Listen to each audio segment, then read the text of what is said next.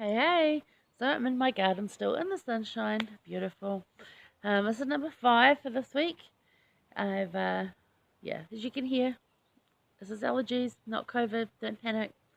Plus, you couldn't catch it through a camera anyway. But if you have seen me in the last couple of days, no, it's not contagious. It's just life. Um, so we're gonna go into 4th Nephi now. 4th Nephi being a whole chapter. And it just starts off with how awesome it was for them and the amount of peace they had and that everybody prospered. And they really did live like the Lord of consecration and giving that any excess they had to those who were poor. So everybody had it of abundance and they got richer and richer and richer. And then you see the pride cycle come in and they start to get a little too rich, some of them, and start picking on those who don't, and it all sort of falls apart. But over several hundred years, rather than the pride cycles we saw just before Christ, which seemed to cycle, one of them was like 4 years. So this is a lot longer, a lot longer.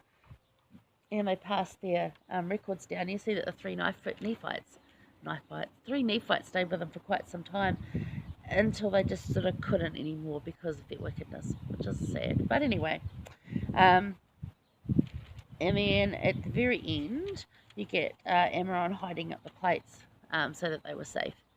And I think if he's going to do that, that it means that his house wasn't safe, and maybe he was moving around and it wasn't safe. So it doesn't sound so good. And then Mormon enters in and gets them. But before we get that, you get the Book of Mormon, the actual Book of Mormon in the Book of Mormon, and then we get Ether, and then Moroni. And we're done, and it's Christmas, and we start Doctrine and Covenants. So not far to go, guys. So we're going to read verse 18 anyway, because verse 18 is about blessings, and I love blessings. So verse 18 says, "And how blessed were they, for the Lord did bless them in all their doings. Yea, even they were blessed and prospered until 110 years had passed away, and the first generation from Christ had passed away, and there was no contention in all the land." See, at this point, 110 years have passed away. So the first generation, so the babies that were there when Christ came, have now passed away. That's how long it'll be. And it was still peaceful and loving and wonderful. Doesn't that sound nice? Sounds nice to me right now. Today's like, because it's Saturday here in New Zealand and we've got our elections on.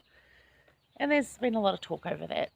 And that's just the least really of our worries at the moment with everything else going on. So, 110 years of absolute peace and gorgeousness sounds pretty nice to me. But anyway, blessings. They were blessed. So how have you been blessed recently? Have you been blessed recently? Of course you have. Just got to look for it, right? Just got to open those spiritual eyes. We can learn so much about ourselves and others as well when we reach out and minister to each other. When we get blessings sent to us, it fills us with this just joy and reminds us that God knows what we need. And I really do believe that. Just today I went to the markets this morning out in Tamahiri. I love Tamahiri markets. A lot of really cool just local stuff. And the honey people who I love from Tikawiti. They do amazing honey and it's not too sweet and it's beautiful.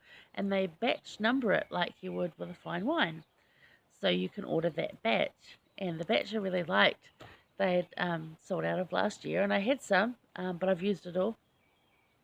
It was honey from wild blackberries. So it had a really sort of berry tartness to it in the flavors. And I sense these flavors. That's just, I'm a super taster. So love that. And it was so sweet. She's like, "Oh, I've got a gift for you." I'm like, "Oh, really?" She says, "Yeah, I found a jar of the batch you liked." I was like, "Oh, awesome. How much do you want it for?" She said, "No, it's yours. You can have it." And I'm like, "Oh, really? This is $10 worth of honey." Now, I was going to buy honey anyway because I'm trying to put it in our store cupboard. And I've just been sort of like buying a jar sort of once a month for our store cupboard. So now we've got 3, plus what we have in the cupboard. And I'm just like, wow, Heavenly Father knew that I needed that, and it's such a small thing. But even the gesture of doing it was so sweet. She didn't have to do that. She's trying to run a business, and yet she just gave it to me. I'm just like, that's so nice of her. So nice of her. They're just really good people, and I just like, yeah, the Lord knew I needed it, and it's such a small little blessing, and yet there it was. And there's been multitudes of blessings that I've seen every day. I had good experiences with a lawyer yesterday. I had finding things that I need, at the supermarket that were on special, that fitted into our budget.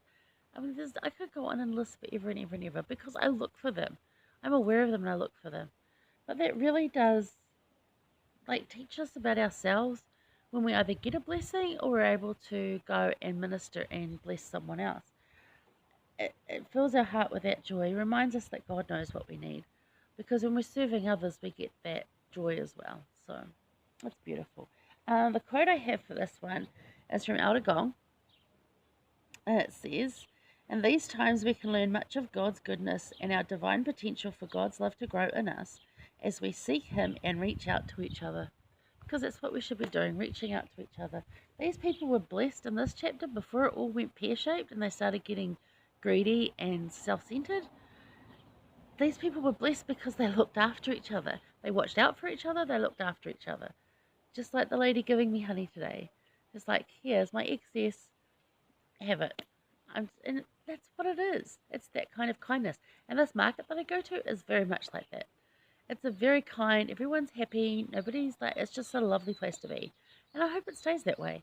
I hope it doesn't get all commercial and, just crazy like that. It was so beautiful. Yeah. Look at a tomato too. It's over there. Dave planted it. I'll show you. See? Over there. It's our tomato. Hopefully it's going to grow all nice and big and give us tomatoes. We'll put courgettes in here. More tomatoes over there. I've got some bok choy growing somewhere behind me. And that's what we try and do. Those are blessings too. But yeah, Heavenly Father knows what we need. And as we go about and minister, we get to see it more and we get to feel that love and know it. So try that too. So yeah, that's us for this week. We're going to move on next week to the Book of Mormon, the actual Book of Mormon. And it's really, really cool because Mormon is super young when he gets the plates and starts learning, about who he has to be and take on that mantle of the calling of prophet. What an awesome man. That's him and his son Moroni, two of my really want to meets one day. Yeah. Okay, so do you come follow me, start reading scriptures, start into Mormon. It's good. It's good from there out. It's just boom, boom, boom, boom. Stuff happens. You'll love it. Okay. See you guys. Have a good week.